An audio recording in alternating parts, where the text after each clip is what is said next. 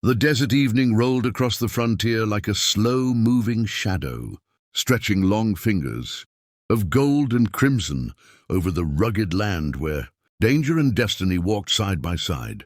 And on that lonely trail rode a man whose reputation was as weathered as the saddle beneath him, Jack Mercer, known across the territories as Lone Jack, a quiet legend who never asked for trouble but never turned away from someone who needed steel-backed justice.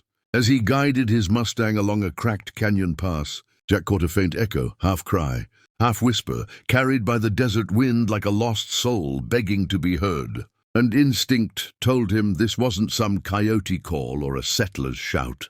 It was the sound of fear wrapped in human breath. Jack pushed forward until he spotted a small outlaw camp, a wagon, a dying fire, and two rough men guarding a wooden cage, hammered together with desperation. Instead of mercy, inside, barely holding herself upright, was a young Apache girl, dust-covered, bruised, wrists tied raw, but with eyes so fiercely alive that Jack felt fire burn through his veins.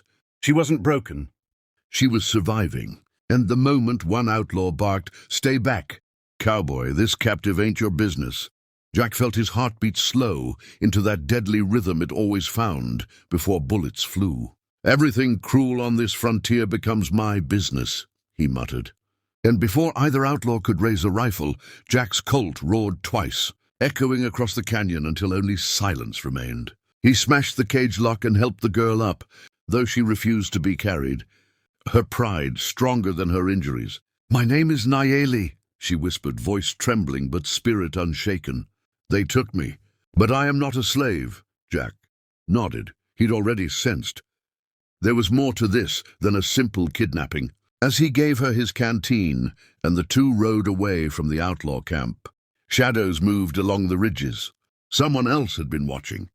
Before night fully swallowed the land, Jack learned the truth from Nayeli.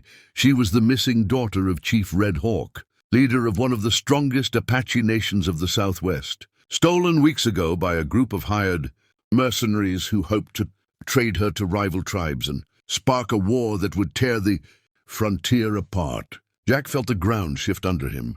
He hadn't just freed a captive girl. He'd stepped right into the center of a conflict where tribes, outlaws, and land-hungry men all had blood to spill. That night, as they camped beneath a canyon overhang, a flaming arrow sliced into the dirt beside them, and suddenly the darkness exploded with gunfire. Jack dragged Nayeli behind a boulder and returned fire with relentless precision, dropping two attackers, while a third fled into the dark, carrying a message carved into a scrap of leather.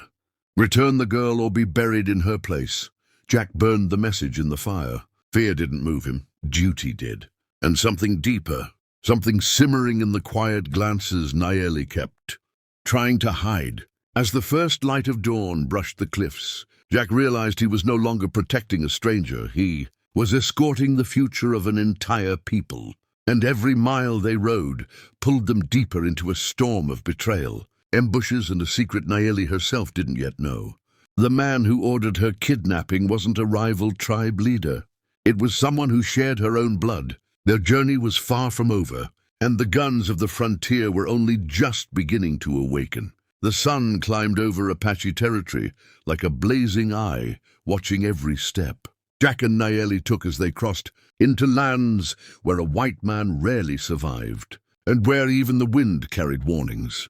Yet Nayeli held herself tall, her heritage blazing in every movement despite her injuries, and Jack kept to her side, knowing full well that this land judged outsiders harshly.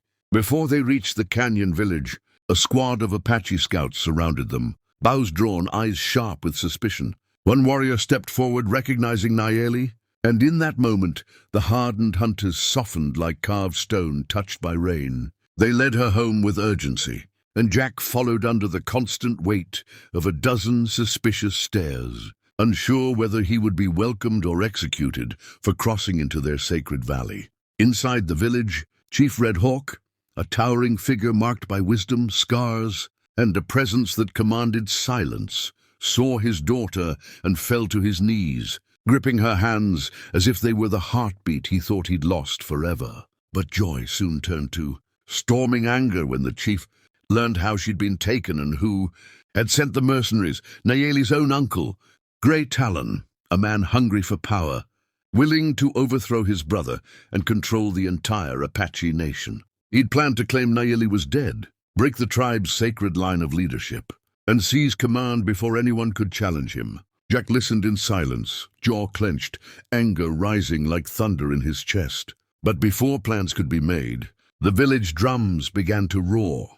Grey Talon had arrived at the canyon entrance with a band of armed fighters and the remaining mercenaries, demanding Nayeli be handed over so he could restore order. Chief Redhawk refused, and gunfire cracked like lightning, forcing villagers to scatter while Jack grabbed Nayeli and pulled her to cover. What followed was a whirlwind of dust, arrows, and bullets as Jack and the Apache warriors fought side by side, defending the village from men bought with greed and promises. Through smoke and chaos, Nayeli took up a fallen bow and joined the fight, her arrows flying with purpose, her courage igniting the warriors around her. Finally, Jack faced Grey Talon near the sacred cliff where tribal leaders were anointed.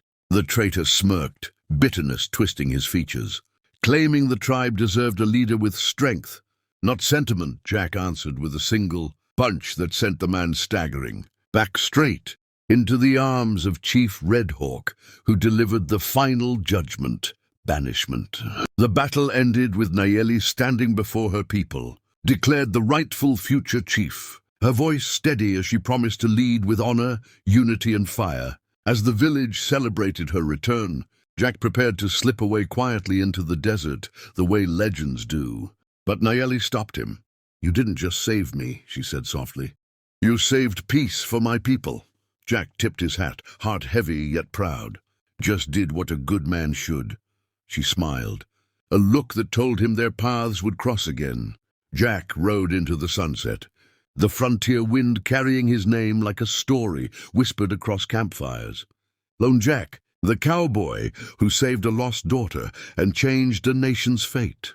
And the legend continues, out there where the dust never settles and heroes are born. From the fire of the wild frontier